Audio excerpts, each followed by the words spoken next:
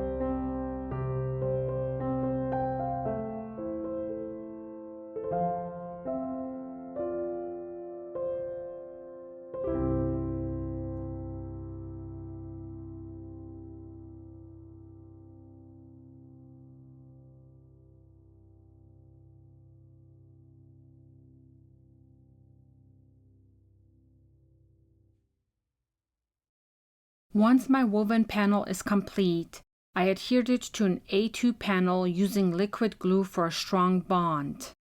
Then I cut it down to 3 3/4 inches by 5 inches. I wanted extra dimension, so I added fun foam behind my woven panel. This is a fantastic way to lift the pattern off the card base and create more visual interest. Then I die cut the sentiment using Gina K's birthday trio dies. I wanted to add extra depth to my die cut words, so I cut multiple layers and adhered them together before adding black and teal glitter paper on top. This small detail makes a big difference in how polished and professional the final card looks. I finished the card off by adding some clear iridescent gems by Tailored Expressions. For our second card, we're changing up the weaving style by working in groups of 3. Here I've chosen a calm mint green paper alongside a busy, colorful design. Since we're weaving in groups of 3, make sure your vertical base strips are in multiples of 3 so that the pattern remains consistent. I am die cutting 20 strips of the mint green paper and 15 strips of the colorful busy pattern.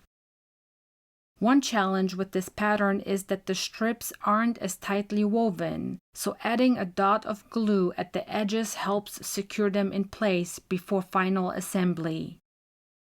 Once all my strips are aligned next to each other, I am starting to weave 3 under and then 3 over and so on. Once my first strip is weaved in, with my next strip I'm starting to weave in by skipping 1 over and then weaving in 3 under and then 3 over and so on. On the next strip, I skip 2 under and weave in 3 over and then 3 under and so on. I repeat this pattern until I'm finished weaving. I will let you enjoy some relaxing music while you watch me weave, and I'll be back shortly to walk you through the next steps.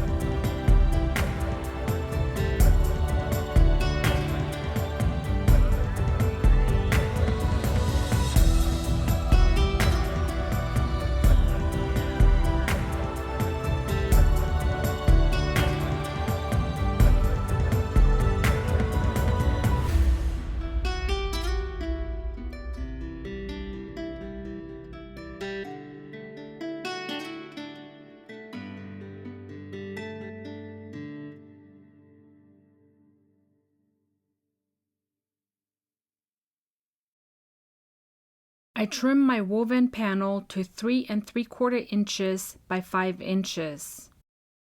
I'm adding fun foam as with my previous card for dimension and mounting it onto an A2 card base. Then I'm taking a look at all my large sentiment dies that I'm storing on large magnetic panels. For this card, I'm using Simon Says stamp, Love You Very Much die, and I'm die cutting it 3 times out of white cardstock and then once out of teal glitter cardstock. I am stacking my die cuts and adhering them to my card. Then I'm adding some Spellbinders Aurora Borealis gems and my card is complete. Now onto our third card, where we're moving away from traditional woven designs and creating a checkered pattern design. For the next 3 cards, we're using 1/2 inch strips. And for this next card, I'm using colored cardstock rather than patterned paper. I'm using gingerbread brown and lilac cardstock today. This pattern is particularly striking because it mimics a quilted effect, making it a great choice for backgrounds. Once I'm done die cutting, I am taking a piece of regular paper, either copy paper or notebook paper, and I'm adhering my strips with glue to my paper. I'm alternating the color to create a striped pattern, and once I'm done adhering my strips, I take that patterned piece and die cut strips from it in the opposite direction, so that I have strips with what seems like small squares in it. And I'm taking another piece of copy paper and adhering my strips, alternating the squares. I am ensuring that my squares align perfectly, which will give us a checkered pattern at the end.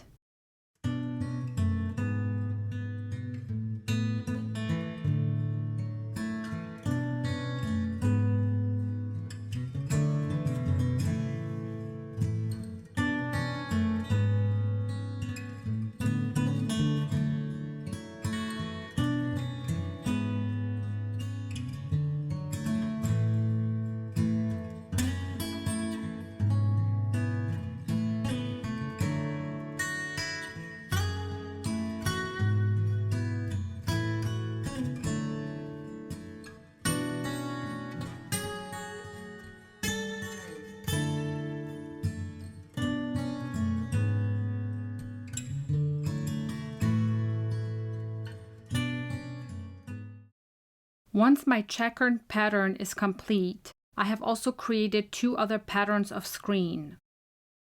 I am taking my other pattern that I created out of patterned paper and cutting it down to 3 3/4 inches by 4 3/4 inches. Because I'm wanting to add shine to my cards, I have decided to use my Spellbinders hot foil system and the Pinkfresh Studio Butterflies hot foil plate to fold for my cards. Because this video is not about the Spellbinders hot foil system, I won't go into details about foiling in this video. I am foiling several butterflies from teal and purple cardstock.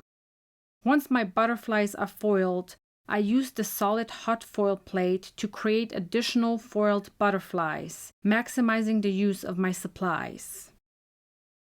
For the card assembly, I've decided to use the butterfly from the Forever in Our Hearts stamp set by Pinkfresh Studio, and I'm stamping it onto a piece of Nina Classic Crest white cardstock with Memento Tuxedo black ink. Once I have it stamped, I'm die cutting the butterfly with a coordinating die and using my Ohuhu alcohol markers to color in my image. I'm using black fun foam to add dimension to my checkered pattern.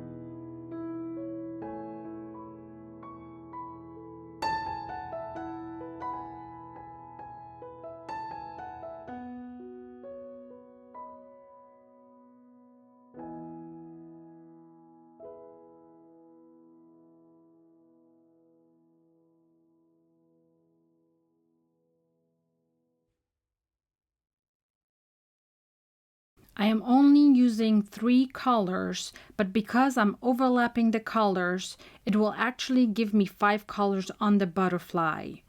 I am using Y070, RP6, and B080.